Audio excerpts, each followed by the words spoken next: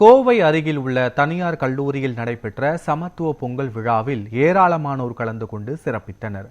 சரவணம்பட்டியில் உள்ள தனியார் கல்லூரியில் கிராமிய மரபுகளை பின்பற்றி சமத்துவ பொங்கல் விழா சிறப்பாக நடைபெற்றது.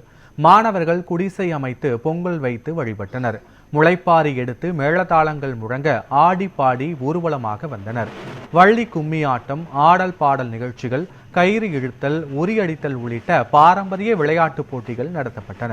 இதில் ஏராளமானோர் கலந்து கொண்டு சிறப்பித்தனர். இன்னைக்கு சங்கர கல்லூரி இல்ல, சங்கர கிராமம் ஆயிடுச்சு. இங்க எல்லா ஸ்டூடெண்ட்ஸ் அண்ட் ஸ்டாஃப் எல்லாருமே பயங்கர கிராண்டா கொண்டாடிட்டு வரோம். இது ஒரு வாரமாவே ப்ரிப்பரேஷன் நடந்துட்டு இருக்கு.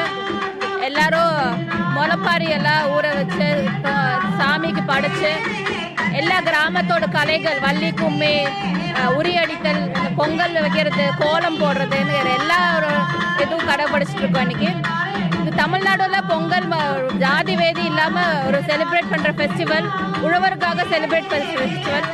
இந்த வருஷம் உழவர்களுக்கு அறுவடை எல்லாம் நல்லா இருக்கணும்னு நாங்க வேண்டிக்கிறோம். சங்கர கல்லூரி சார்பாக தமிழர் திருநாளாம் பொங்கல் திருநாளுக்கு மாணவர்களை நகர்ப்புறத்தில் இருக்கிறவங்களுக்கு இந்த முளைப்பாரி எடுக்கிறது, மாட்டு வண்டி, இந்த மாதிரி விஷயங்கள் எல்லாம் தெரியாம இருக்கு. அதை விவசாயி என்னெல்லாம் கஷ்டப்படுறாங்க, அவரோட வாழ்க்கை முறையை இங்க கொண்டு வந்து நாங்க கண்முன் காட்டியிருக்கோம். இந்த டைம் பாரம்பரியமா எல்லாமே பண்ணணுங்கிறதுக்காக வள்ளி கும்மி, அதுக்கப்புறம் கயிறு இழுக்கிற போட்டி, மேல அடிக்கிறதுன்னு எல்லாமே பாரம்பரிய விளையாட்டுகள் எல்லாம் பின்பற்றி பாரம்பரிய முறையில நல்லபடியா செலிப்ரேட் பண்றோம்.